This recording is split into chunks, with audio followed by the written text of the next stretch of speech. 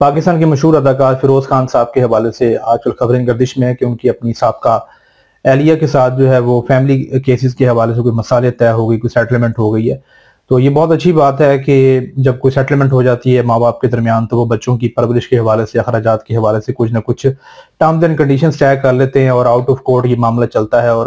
Court میں پھر بچوں نہیں آتے، اور ان کی زندگی پر پھر جو کورٹ آنے سے جو منفی اثرات ہیں اور جو کچھ ہو رہا ہوتا ہے اس ماحول کا منفی اثرات سے وہ بچ جاتے ہیں، اور بات جو ہے وہ گھر کی گھر تک رہتی ہے، چار دیواری کے اندر رہتی ہے. بہت اچھی بات ہے، لیکن ایک عام بندے کو یہاں پر ایک آگاہی کی ضرورت ہے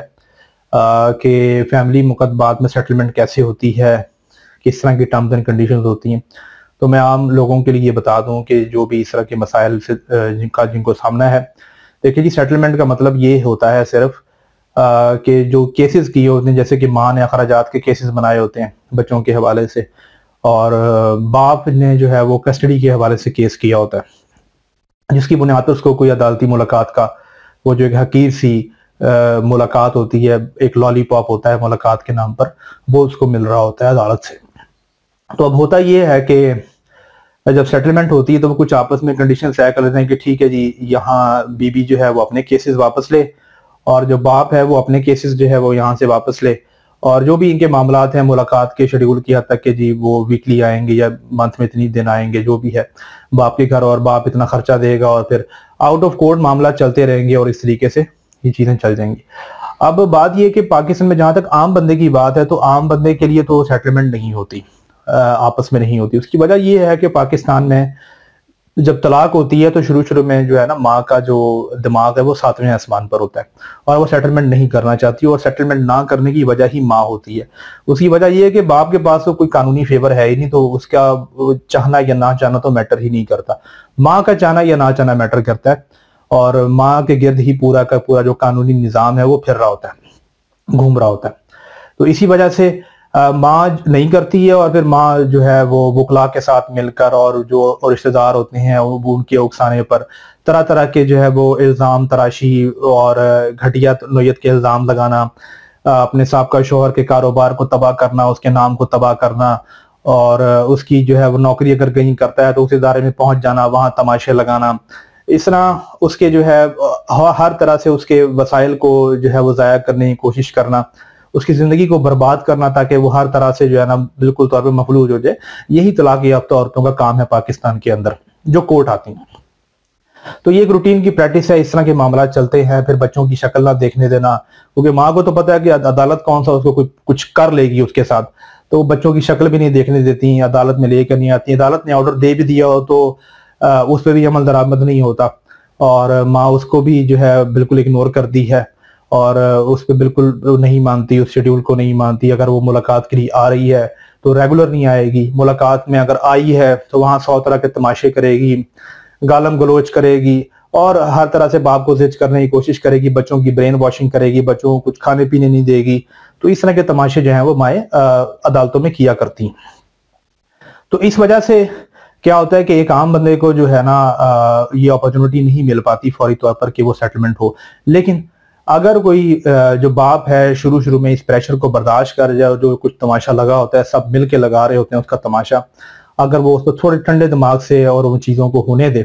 اور لیکن اگر وہ اپنی ملاقات کا جو حق جو بھی اس کو تھوڑا بہت ملا ہے اس کو جاری رکھتا ہے اور وہ چیزیں چلتا ہے، تو وقت کے ساتھ ساتھ پھر دیکھنے میں آتا ہے کہ عورت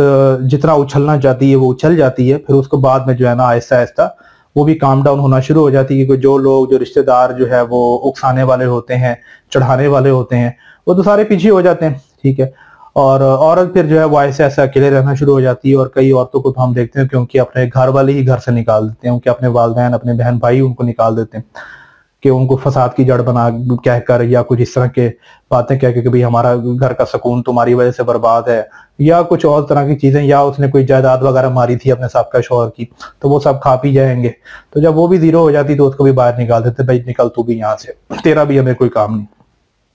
اور دوسری بات بڑی اہم